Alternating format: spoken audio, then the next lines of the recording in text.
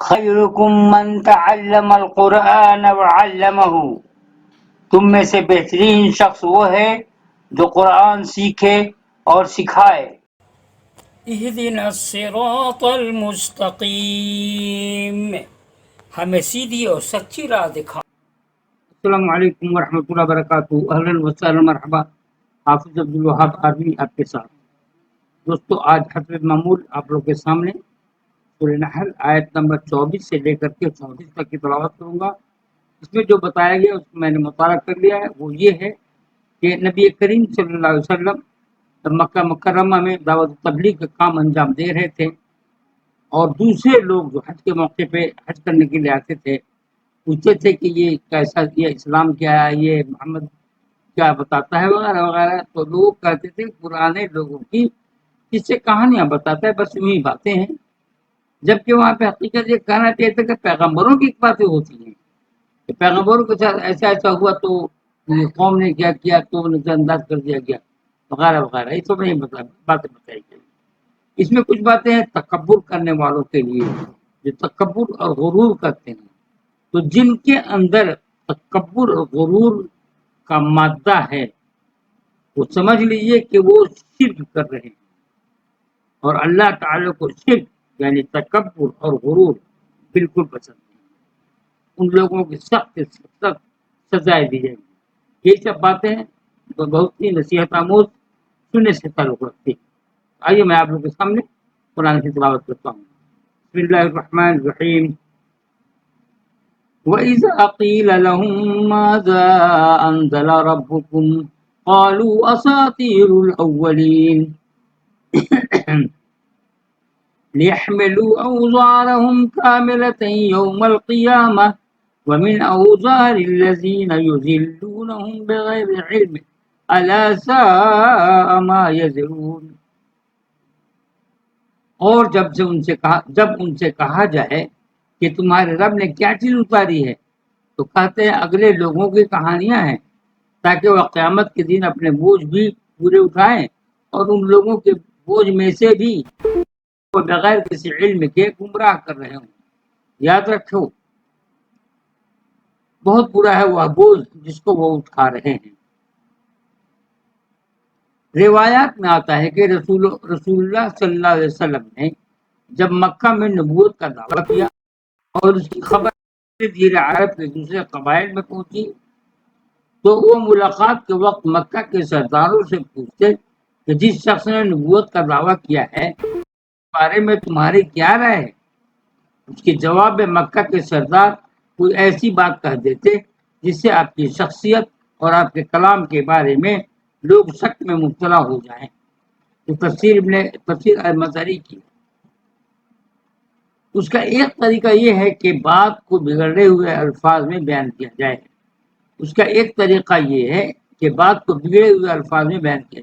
مثلا قرآن میں پیغمبروں کا جو ذکر ہے اس کے متعلق وہ پچھلے پیغمبروں کی تاریخ کا لفظ بھی بول سکتے تھے، مگر اس کو انہوں نے پچھلے لوگوں کی قصے کہانیوں کا نام دے دیا۔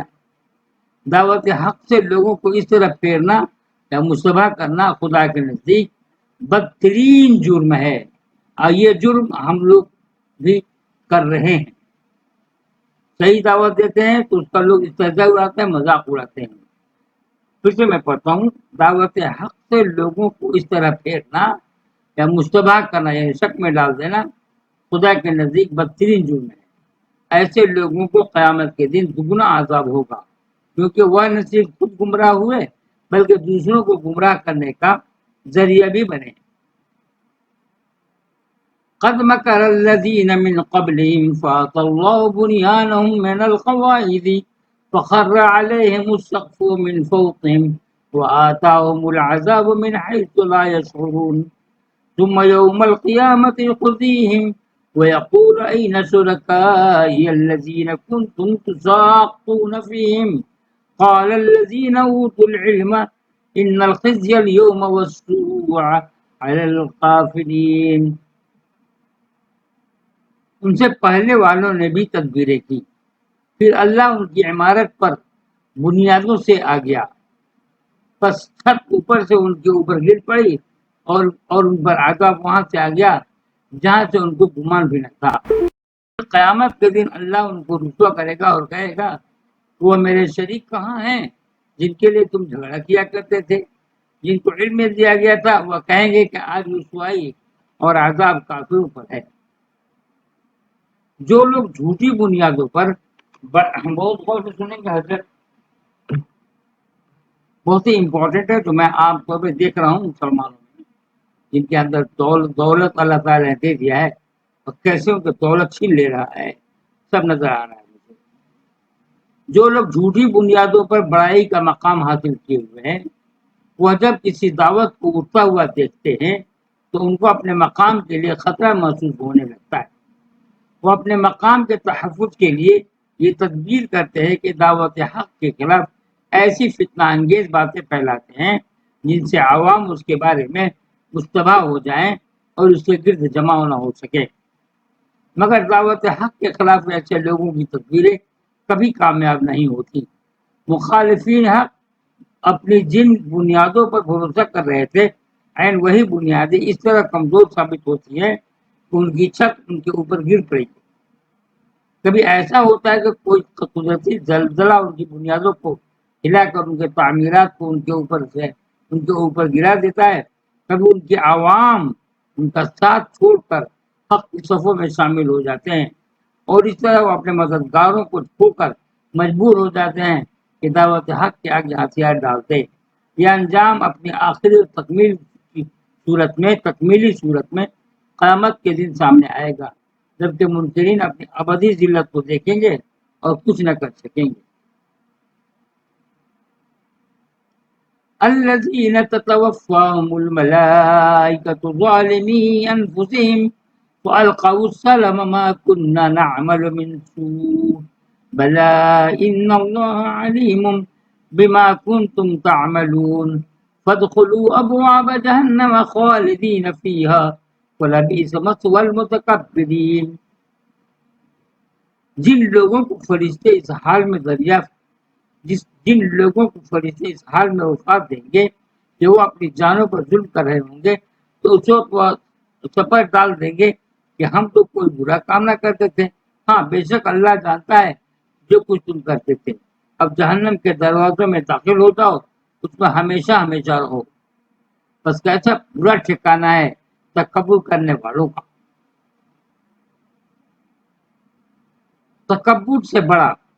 تکبر سب سے بڑا جرم ہے۔ خدا انسان کی ہر غلطی معاف کر دے گا مگر تکبر کو معاف نہیں کرے گا۔ تکبر کے اظہار کی دو بڑی صورتیں ہیں۔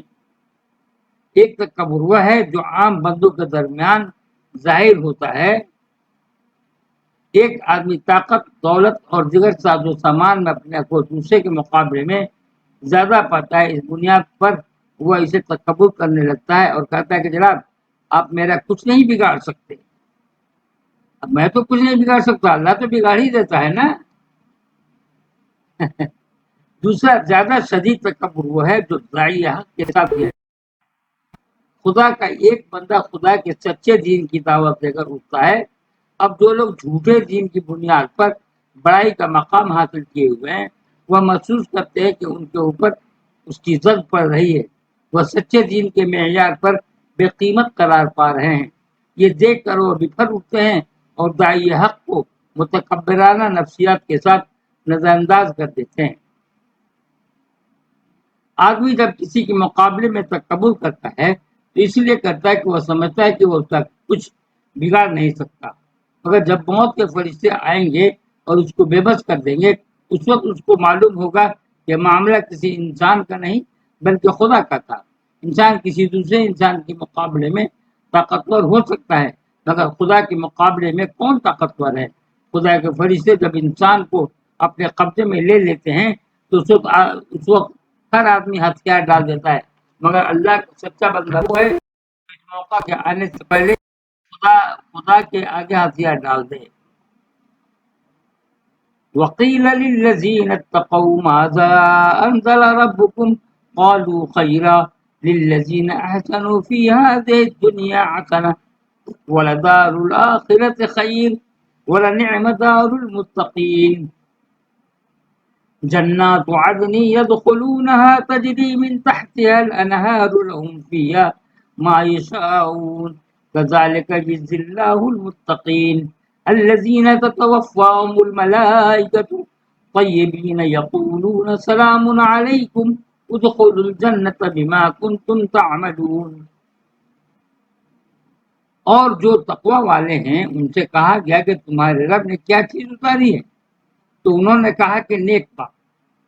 جن لوگوں نے بھلائی کی ان کے لیے اس دنیا میں بھی بھلائی ہے اور آخرت کا گھر بہتر ہے.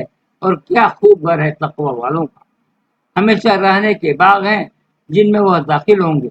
ان کے نیچے سے نہریں جاری ہوں گی. ان کے لیے وہاں سب کچھ موجود ہوگا جو وہ چاہیں گے.